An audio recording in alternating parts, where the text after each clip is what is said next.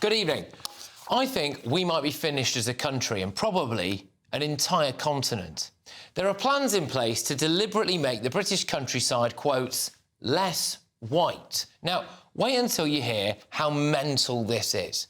The Chilterns National Landscape team has set out proposals that include community outreach schemes to attract more Muslims to the area, particularly from nearby Luton, apparently. They're going to recruit more diverse staff and publish advertising material featuring ethnic minorities and write them in, quotes, community languages. What, so adverts for the Chilterns in Urdu, Bengali and Arabic, is it? I mean, they also want dogs to be kept under tighter control because some groups are scared of them.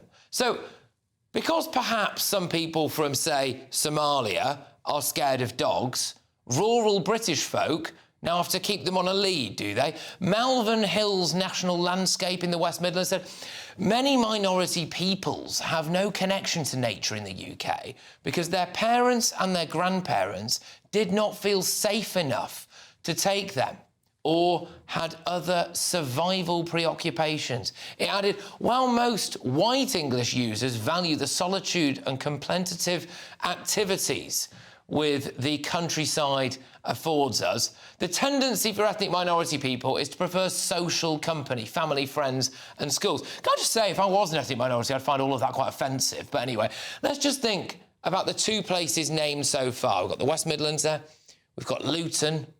They have entire areas that are basically non-white in those areas. Huge levels of immigration from Pakistan. A mosque leader in Birmingham helps to appoint the Chief Constable of West Midlands Police. Even years ago in Luton, elements of the local Muslim community held this huge rally.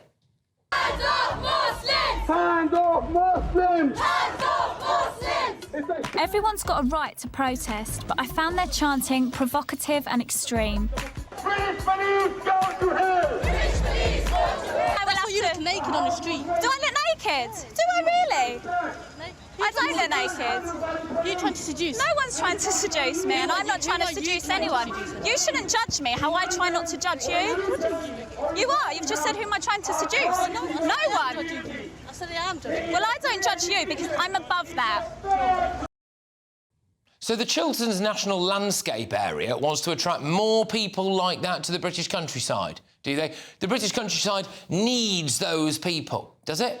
I'd like to start a diversity scheme aimed at making sure white people feel safe in areas of Luton and Birmingham again. I mean, how about that? How about that? Near the Lake District in Cumbria, they're building a £2.5 million mega-mosque. I mean, there are actually hardly any Muslims there, and it is designed to help bring Muslims to the local area. Now, you know, again, it's not as if people aren't trying to do this stuff already, is it? Nearby, a council refused a planning application for a small children's home because they thought it might cause noise and disturbance. But a £2.5 million mega-mosque in the area is absolutely fine, is it? Now have a look at what the Church of England has announced today. The Church of England has launched a new diversity drive, encouraging clergy to give more sermons about diversity and anti-racism. Places of worship will additionally be allocated resources to assist refugees and asylum seekers, whilst being expected to advance diversity within leadership positions. The Church of England seems to have learnt absolutely nothing. They were accused just a couple of years ago of being a conveyor belt for illegal immigrants to fraudulently stay in Britain. But if you think this is bad, just look at what has happened in Spain. The government has just allowed more than 500,000 illegal migrants to have residency in Spain, and here's what reportedly happened immediately outside the Pakistani consulate.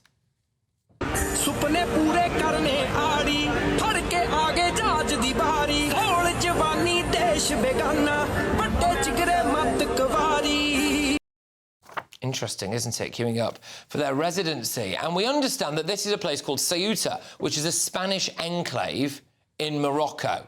These lads are happy about the news.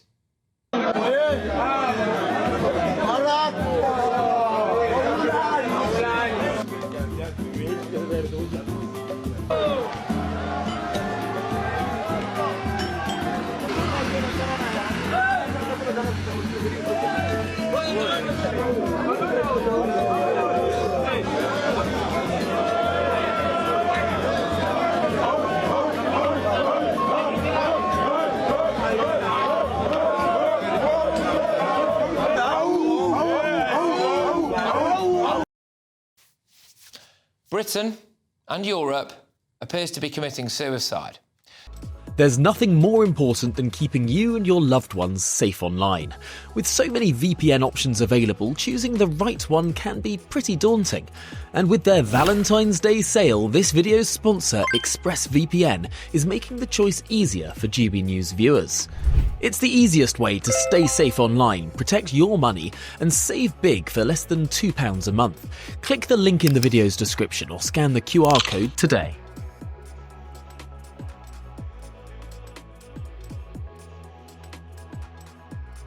Let's get the thoughts of my panel. Daily Express columnist Carol Malone, Reform member, former Tory party chairman Sir Jake Berry, political commentator Benjamin Butterworth. Let's start with the countryside then, shall we? So, Carol, your views on some of the policies that are going to be enrolled now to try to make the countryside in Britain less white. Yeah, how can the countryside in a predominantly white country be too white? 82% of people in England and Wales are white. 95% of people in Scotland are white, and yet that seems to be offensive to the DEFRA mob, and a lot of people who are bringing out a lot of the areas who are bringing out these reports. You know, DEFRA seem to be saying today that it's wrong for white people to live in almost exclusively white communities. Why is it wrong? Why? And another one of them said that some demographics are underrepresented in the countryside. Why? It's not compulsory to have an ethnic minority group of people living in your community. It's not the law to have that. And it seems to be suggested that it's wrong for there to be a lot of white people living together. You know, and DEFRA also seem to be insinuating that people in the country are hostile to ethnic minorities. I would really like to see their proof of that. This just suits their agenda, and it allows the diversity mob to keep on spending multi-millions of our cash on alienating white people. You know, we are sick to death in this country. White people are being told that we're racist, that we need to check ourselves. We're sick of it, and this is just going to add to that. These kind of policies promote racism. You know, it might not have occurred to some of the people in DEFRA and all these countryside organisations that multiculturalism has failed. It has been an abject failure. And to try and put it into every area of this country, it's not going to work. Well, it's not as if there's a wall around the countryside. Exactly. Right? It's not, with the possible exception of Hadrian's Wall, of course, although you can't walk over that. Office Dyke, potentially. Yeah, but the point not much left of it, but look, I think what this really shows is how institutions in the United Kingdom, whether it's the Church of England, DEFRA, these countryside organisations, the police, have been captured by this diversity, equality and inclusion agenda. And they seem to have taken leave of all of their senses, because this new sort of mantra, this almost religion, to take on this desperation to make this country homogenous and make it, you know, every community must look exactly the same. Surely we should celebrate difference in this country. If areas are white, areas are white. Just like areas of Bradford might have lots of Asians, and we should celebrate difference rather than homogenise all communities. And there's a few things I noticed about it. First of all, look, the idea that Asian people, it was spoken about, wouldn't go to the country because dogs are off leads, nonsense. The idea that people feel intimidated by a country pub because it might serve alcohol is one of the other ideas they have in there. Complete and utter nonsense. Maybe this is why Rachel Reeves is shutting all the country pubs. But also this thing with the Church of England, not just this, but I don't know if you've spotted that part of this capture by this agenda is they're now looking to ban flowers at weddings, at funerals from the Church of England because it doesn't comply with their net zero agenda. These institutions have gone... Oh, it's on the GB News website.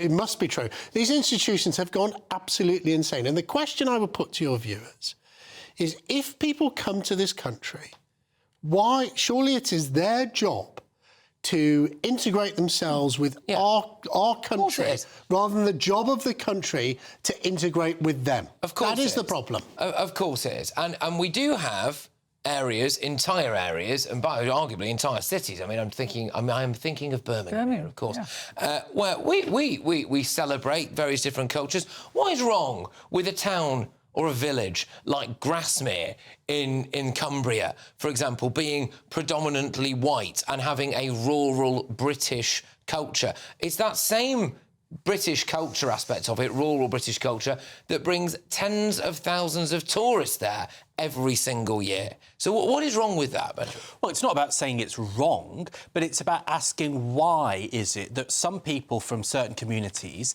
don't feel that they are welcome there, that they are embraced. Do you believe that? Well, yeah, I don't believe that. Why? I think I do. And also here... I'll say it on record now. I think they're lying. I don't see... I've lived in the Lake District for a couple of years, 2.5 years. Firstly, absolutely loads of tourists from all over the world. So I do not believe... Why would someone say, I don't feel welcome in Penrith? I'm not sure the fact that Cumbria is inundated with Chinese tourists means that all sorts of communities in Britain feel welcome. You've been accidentally racist there, Benjamin, because they are Japanese, most of them. But yes, carry on. I've read about Chinese tourists flocking to the fish and chip shops in Cumbria. But, you know, I grew up in the Cheshire countryside, and there was no doubt that I experienced, witnessed, should I say, racism there and heard racist comments growing up. So clearly it exists, because I saw it happen to that very small number of non-white people that live there. But the question that you're asking here... That's tosh. I don't believe that. Well, it's really not at all.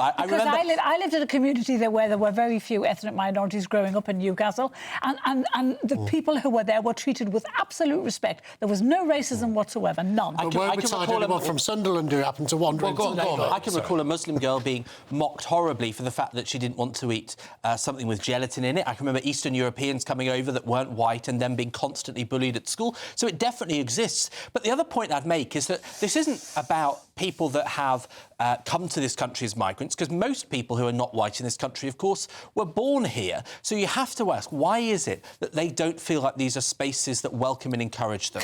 And that is a valid question. Can I ask you, do you think it might be because we see division and racism everywhere and everything now? So I was looking at some of the academic reports recently. Apparently, milk can be considered to be racist. Now, cutlery is racist. But it is all these stories, Patrick, that actually fuels racism. It's all the organisations like this that fuel racism, because they are telling the rest of us, the whites in this country, that what we're doing is wrong, that the way we live is wrong, that our culture is wrong, and it has to be changed to suit their culture. That makes people racist. This was never a racist country. I see more of it now than I've ever seen. And that's what multiculturalism has done in many areas of this country. Areas of Birmingham where we couldn't go, areas of Manchester where we couldn't go because of the colour of our skin. Is that right? Do you think that's a success for multiculturalism?